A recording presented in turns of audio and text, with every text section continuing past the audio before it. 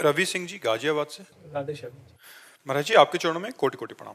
महाराज जी जैसे आप कहते हैं कि गृहस्थ में परिवार की सेवा, ऑफिस जाना और इन सबके साथ नाम जप प्रयास ही पूजा है, और आप ये भी कहते हैं कि कभी संसारिक कभी भजन मार्ग ये मन की दशाएं हैं, अध्यात्म नहीं है।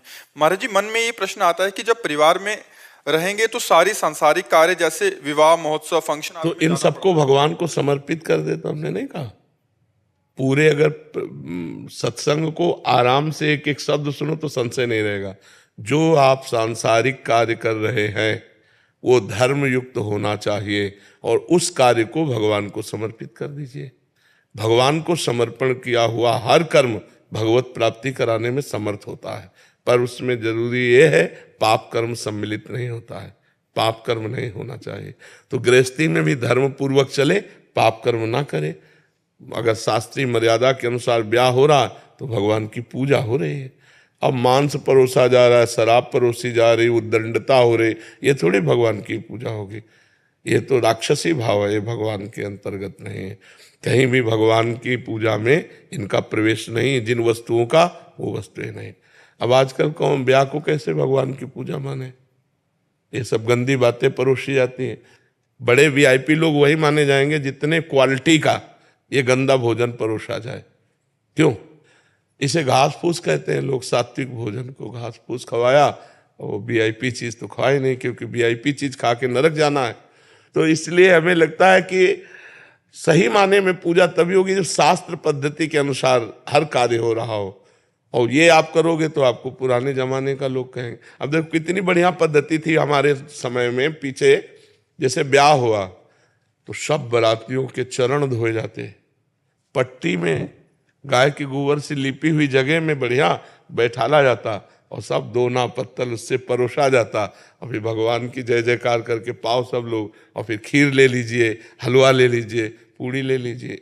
ये अब क्या रह गया है? अब बस एक दूसरे से अधिक हम करें यही रह गया है। वो अच्छा बस इसी को मान, उसने ऐसे अपना किया। हाँ, तो इससे क्या है क्या भगवान के प्रति जो दुनिया याद रखेगी कि दुनिया चाहे सम्राटों को नहीं याद रखे तो मैं कौन याद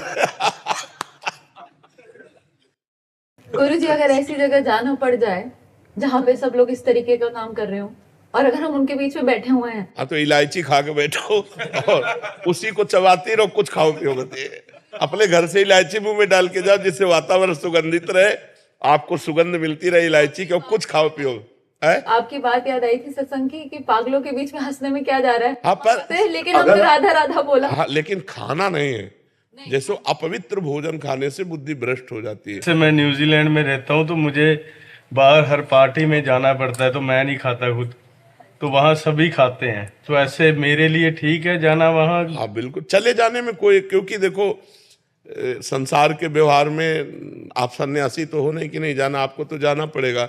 लेकिन वही कह रहा हूँ कि इलायची खाकर मुंह को चवलाते हुए आपको बताना है। अगर कोई देख रहा है कि कुछ नहीं खा रहा है और आपसे पूछा आप नहीं खा रहे हो, आज पेट में दर्द है, अब आना तो जरूरी था तो इसलिए आए हुए, अपनी बात कर देनी चाहिए कि हम दर्द में हैं, इस समय कैसे खाए, नहीं खा सकते। ऐसी जगह पे महाराज जी बहुत लोग अलग अलग रहते हैं।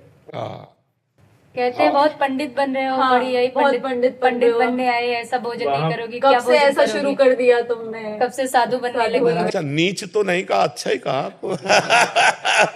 पंडित कहा, साधु। गुरु जी तो ऐसे लगता है कि फिर हमारे गुरुदेव का भी तो अनादर कर रहे हैं, हम जिसको मान रहे हैं उन्हीं का अनादर हो रहा है। नहीं, सच्चा आदर हो रहा है। अगर हमें गालियां भी मिले और हम धर्म से चल रहे हैं तो हमारे गुरुदेव का आदर हो रहा है। ये बात समझनी चाहिए। ऐसा नहीं कि आपको कोई कहे कि तुम बहुत पंडित हो, बड़े भगत हो, तो आपको गर्व होना चाहिए ना। आपको बुरा लगता है?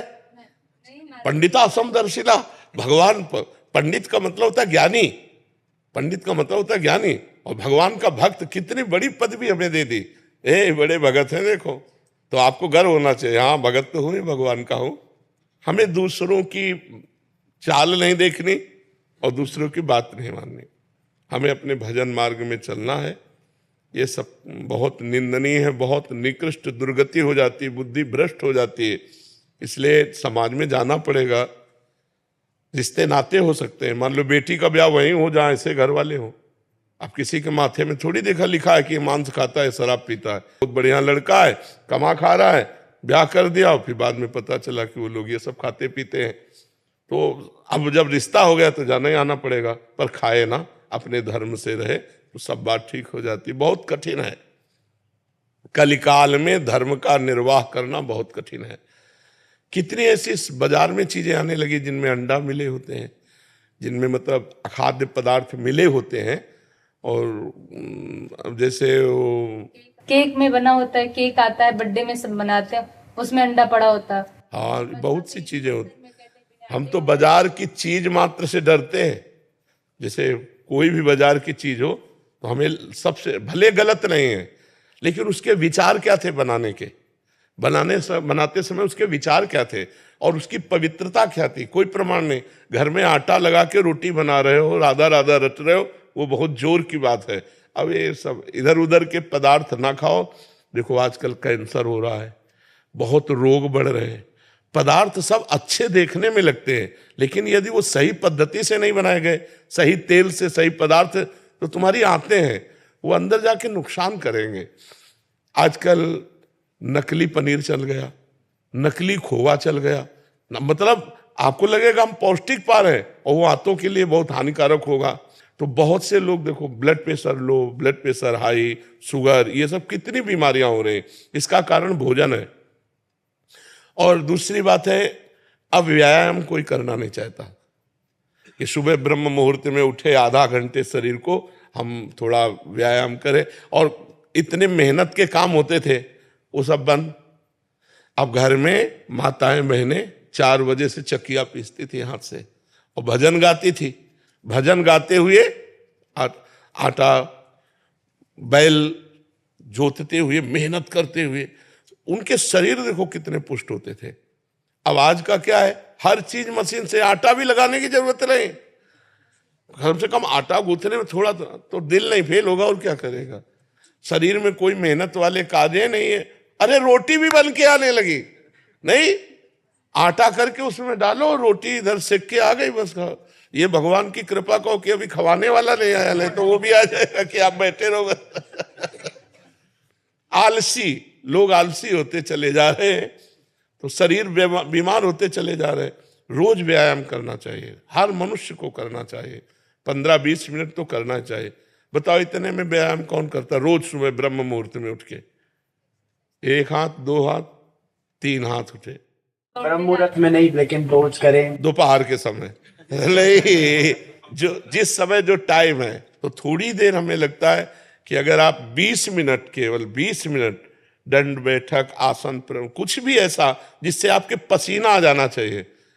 अब एक से पूछा कि आप व्यायाम करते हो? हाँ। क्या करते हो? तो वो बताए। हम कहा ऐसे तो दिन भर करते रहो, कोई फर्क नहीं। 10, 15, 20 मिनट, मतलब इतनी जोर से। देखो मोटरसाइकिल सुबह सुबह जब स्टार्ट की जाती है ना, तो बड़े जोर से उसको गियर में डाला जाता है। ऐसे तुम अपने को गियर में डालो, 2-3 किलोमीटर दौड़ लगाओ, दंड बैठक मारो, पसीना पसीना हो गए, आप स्वस्थ रहोगे। ये ब्लड प्रेशर, शुगर, ये दिल की बीमारियां, ये छू नहीं जाएंगी। ये बस अधिक चिकनाहट वाली बाजार की चीजें मत खाओ। अपने घर का अगर शुद्ध घी है तो ठीक है, नहीं सरसों पिरवा लो, सरसों पिरवा कर शुद्ध तेल की खा लो, लेकिन बाजार की चीजें मत खाओ। इससे स्वास्थ्य की हानि होती है, बुद्धि भ्रष्ट होती है, भजन में मन नहीं लगता है।